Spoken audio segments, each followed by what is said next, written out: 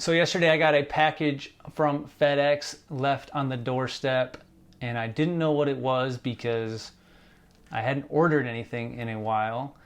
But when I opened it up, I saw it was this, the Speedball Textbook 25th edition. And I received this because I was a contributing artist in the book. I contributed the page on business penmanship. I was super honored to do that. Thank you to Suzanne Cunningham, the editor, that reached out to me and asked me to be a part of the book. I was more than happy to contribute an exemplar for business penmanship. I'm so glad they were including business penmanship. In the past, they had included, American cursive, and I thought it was just really proper from a traditional standpoint to include a entry on business penmanship specifically. Man, it was really cool to put it together. And in this video, I'm going to go into the book, open it up, show you some pages from it, and talk about how I created this entry for business penmanship for the Speedball Textbook 25th edition. All right, let's take a closer look at this Speedball Textbook 25th edition, of which I am a featured artist. And I'm not going to look through this whole book, but as you can see here in the table of contents, it has a tons of different hands or scripts that you can check out if you get this book. I'm just going to skip straight to the kind of traditional American script, since that's what I talk about on my channel here. If I go to page 58, starts the pointed pen section, kind of has some instruction. And then right into page 60, we have just an amazing exemplar by David Grimes of Engrosser script. Beautiful script, something I've never really spent any serious time studying, but it is a very elegant, formal script. And David Grimes is, as good as it gets out there. So you're definitely honored to be in this book alongside him and alongside this guy here, Mike Ward, who did this amazing Spencerian Exemplar. I'm wondering if he did this all in one go, which if he did is really amazing. Because he did these with arm movement. I can tell by looking at it. Which is not easy. This is, this is labeled Spencerian, but this is really what I would call more of an ornamental penmanship style, which is I'm super glad he did. The lowercase is down here too. And he even mentions ornamental penmanship in the little description over here. But this is just a really awesome exemplar. And if Mike did this all in one shot, as opposed to doing it separately like I did, I'll talk about that in a second. He did this all in one shot, then that's really awesome and cool, because it's not easy to do all these and get a good result with each letter.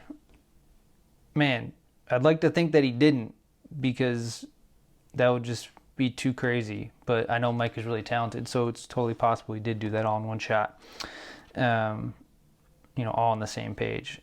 So it just looks like he did, which is really, I'm still kind of blown away by that. But we'll move on. And then we get to, for some reason they put Italian roundhand in between the Spencerian and the business penmanship that I did, the page I did. Whatever, they should have totally put that on the next page, but who knows why they did that. Maybe functionally with this layout, it just worked better here. But really the next kind of logical thing to do would have been to have this business penmanship page that I contributed to the book. And I did not do these all in one shot. I actually have the pages where you can see the work I did to, like, here's the work I did for the letter A. So I did a little bit of warm up, and I did a bunch of A's, and then I did a whole page of A's, and then I actually ended up going with that one right there, and I put a box around it, erased the pencil lines, scanned this page, and then laid it out in Photoshop. And that's what I did for all of these letters. So here's the page where I did the Y and the Z. So you can see how many Y's I did before I got one that I thought was good enough. And same with the Z. It took me this whole page, and the very last one on the page turned out to be the one that worked, and that's actually a really good Z. So that's how I was able to put this exemplar together. Don't think that I just pulled a piece of paper out and did A, B, C, D. I'm not good enough to do that, but I wanted something, you know, I didn't want to show something that was my real hand. I wanted to show something that was a copy hand, that was the best I could produce of each letter, because, you know, people will be studying this, hopefully, and I want them to be studying really quality examples of each letter. Now, honestly, if you're going to study business penmanship, this is a great exemplar that you can study from. I would still recommend going back and getting, you know, a copy of the Palmer Method, Mills Business Penmanship, Modern Business Penmanship, Zahner, any of the Zahner books, because those have picture perfect copy that you really want to study from.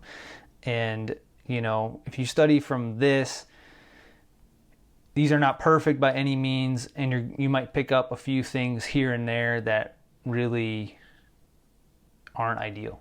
So, not to downplay myself, I'm super happy with this exemplar I put together. I don't think I could do much better than this without a lot more practice and a lot more time, and I put enough time into this. Even these words, I did these words here, the business penmanship, and even that, I did do that in one shot, obviously, because they're connected letters. So like here, I think this is the penmanship part without the capital P, and then I just pulled, I think, this P here, mashed those together. So just a little behind the scenes of the making of the business penmanship page for the Speedball Textbook 25th edition. Again, super honored to be a part of this book and was happy to contribute my artwork for it. And if you're interested in calligraphy and you want to get a book that has a bunch of different styles that you can just look at and practice, this is, you know, the best book there is for that purpose, because it has everything from, you know, the pointed pen stuff, traditional American, to modern pointed pen stuff, offhand flourishing, as you can see here. Here's more modern stuff like pointed brush, and then it also has, of course, like the traditional broad edge script stuff as well too. So this is just a great book if you want to just dive into calligraphy and you want to try a bunch of different things. And I like that there's not a ton of instruction. I mean, there is a little bit of instruction for each kind of style of penmanship, in terms of broad edge, pointed pen, and then a little bit about each individual script within those broader categories. But it's not a full book that you're going to go through and tell you every little thing. You know, you have to look at the scripts and figure it out yourself, which, if you follow my channel, you know I love that approach to learning calligraphy. So check it out. There it is, the Speedball Textbook 25th edition.